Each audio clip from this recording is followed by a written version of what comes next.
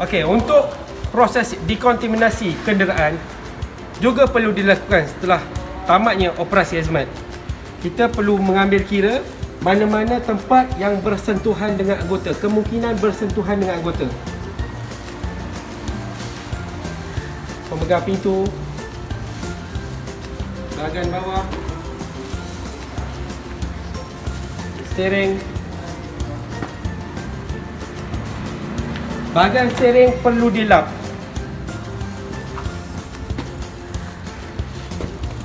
Kaedah lap hanyalah satu hala sahaja.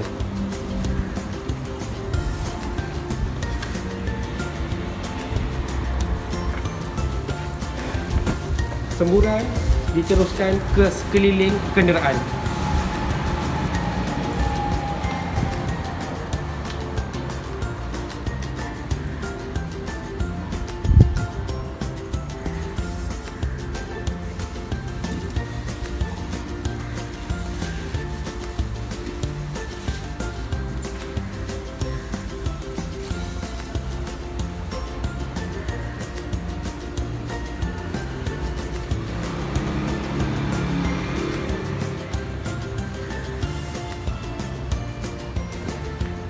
Bahagian belakang kenderaan, peralatan yang masih berada di dalam kenderaan, sebelum kita turunkan daripada kenderaan, perlu dijahkuman dahulu. Pemegang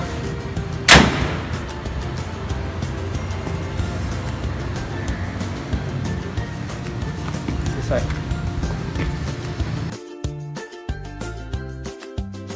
Okey, untuk dekontaminasi jentera, kita mengambil kira risiko-risiko yang berkemungkinan ada terhadap anggota bomba yang menghadiri operasi. Berkemungkinan mangsa yang telah diselamatkan mempunyai risiko positif COVID. Jadi selesai sahaja balik ke operasi dan balik ke balai, kita perlu juga melakukan dekon kepada jentera. Kaedah yang sama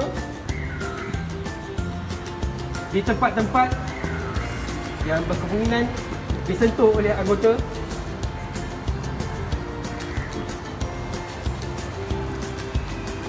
Bahagian tangga, pintu,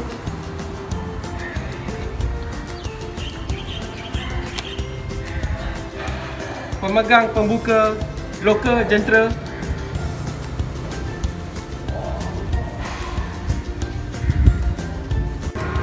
ini bagi memastikan tiada kuman yang berkemungkinan terdapat pada pemegang pintu loka jentera. Proses dekontaminasi perlu dilakukan secara menyeluruh. Ia bukan sahaja melibatkan kenderaan dan peralatan yang digunakan ketika proses sanitasi.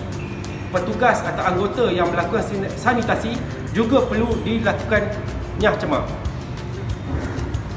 Mula-mula, telapak tangan perlulah dibuat semburan halus. Kemudian terbalikkan bahagian belakang, semburan halus. Dan kedua-dua belah tangan digosok. Okay. Dan seterusnya, depakan tangan dan melakukan semburan halus di bahagian hadapan anggota.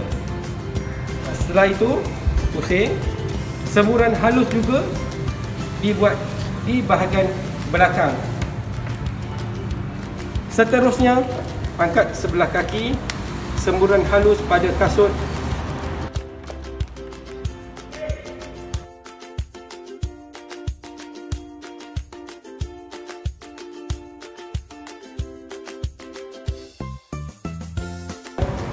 Kasut dan sebelah lagi.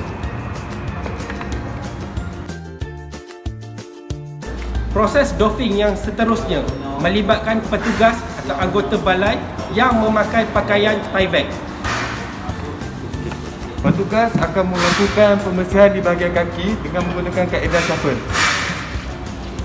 Seterusnya, petugas akan mara ke hadapan dan membuat dekontaminasi. Permulaan pada bahagian tapak tangan, belakang tapak tangan, juga akan gosok tangan. Kemudian mendepakan tangan membuat semburan pada bahagian badan. Seterusnya di bahagian belakang badan, di bahagian tapak kaki.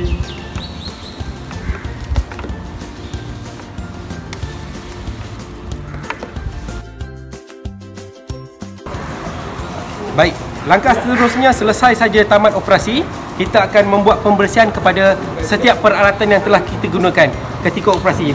Yang pertama ialah mengeluarkan lebihan bahan sanitasi ke dalam tong untuk tujuan guna semula ketika operasi yang seterusnya pada hari berikutnya. Kemudian anggota akan menanggalkan nozzle daripada body pump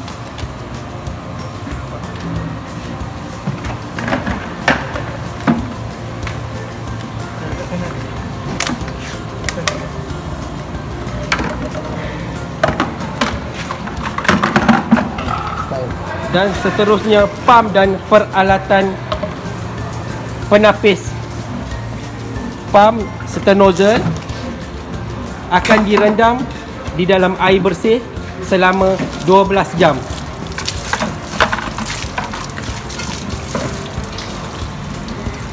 Cucian kepada nozzle, hose dan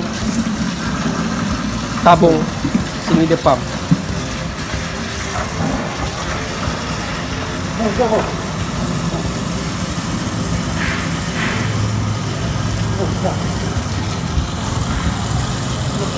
Perlu diingatkan, ketika proses ini dilakukan, pegawai dan anggota perlu memakai PPE yang lengkap, penutup hidung dan sarung tangan getah.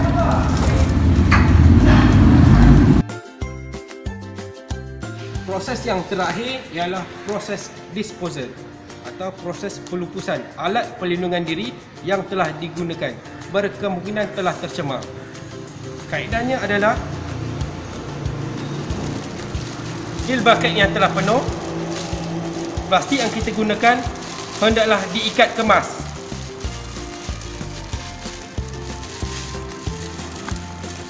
Kemudian plastik dimasukkan ke dalam waste drum untuk tujuan pelupusan.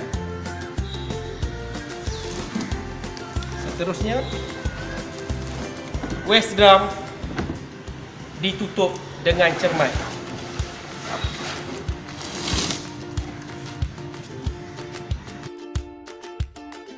Bagi balai-balai yang tidak mempunyai peralatan fill bucket dan waste drum, boleh menggantikan peralatan tersebut dengan tong sampah hitam berpenutup bagi tujuan pelupusan peralatan perlindungan diri yang telah digunakan dan berkemungkinan telah tercemar.